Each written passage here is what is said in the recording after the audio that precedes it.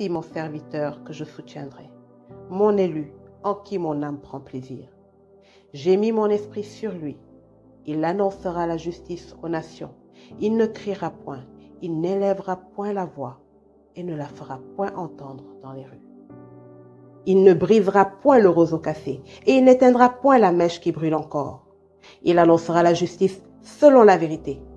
Il ne se découragera point et ne se relâchera point jusqu'à ce qu'il ait établi la justice sur la terre et que les îles espèrent en sa loi.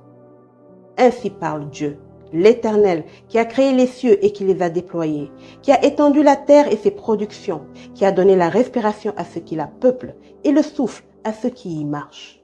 Moi, l'Éternel, je t'ai appelé pour le salut, et je te prendrai par la main, je te garderai et je t'établirai pour traiter alliance avec le peuple, pour être la lumière des nations, pour ouvrir les yeux des aveugles, pour faire sortir de prison le captif et de leur cachot ceux qui habitent dans les ténèbres. Je suis l'Éternel, c'est là mon nom, et je ne donnerai pas ma gloire à un autre, ni mon honneur aux idoles. Voici, les premières choses se sont accomplies, et je vous en annonce de nouvelles. Avant qu'elles arrivent, je vous les prédis.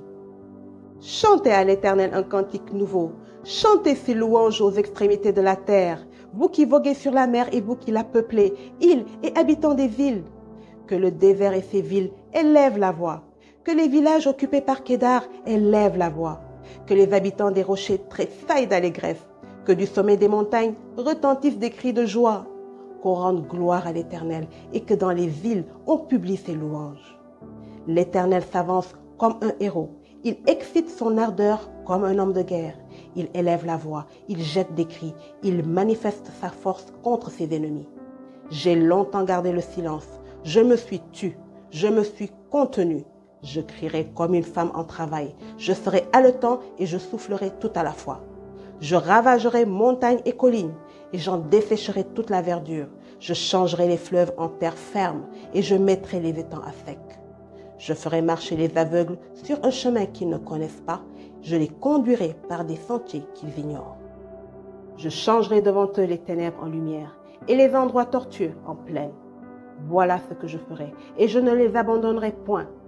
Ils reculeront, ils seront confus, ceux qui se confient aux idoles taillées, ceux qui disent aux idoles de fonte, vous êtes nos dieux. Sourds, écoutez, aveugles, regardez et voyez. Qui est aveugle sinon mon serviteur, et sourd comme mon messager que j'envoie? Qui est aveugle comme l'ami de Dieu, aveugle comme le serviteur de l'Éternel? Tu as vu beaucoup de choses, mais tu n'y as point pris garde. On a ouvert les oreilles, mais on n'a point entendu. L'Éternel a voulu pour le bonheur d'Israël publier une loi grande et magnifique.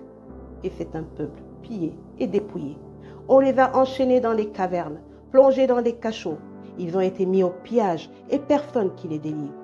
Dépouillés et personne qui dise « restitue ». Qui parmi vous prêtera l'oreille à ces choses? Qui voudra s'y rendre attentif et écouter à l'avenir? Qui a livré Jacob au pillage et Israël au pillard? N'est-ce pas l'Éternel? Nous avons péché contre lui. Ils n'ont point voulu marcher dans ses voies et ils n'ont point écouté sa loi. Aussi a-t-il versé sur Israël l'ardeur de sa colère et la violence de la guerre. La guerre l'a embrasé de toutes parts et il n'a point compris. Elle l'a consumé et il n'y a point pris garde. Amen.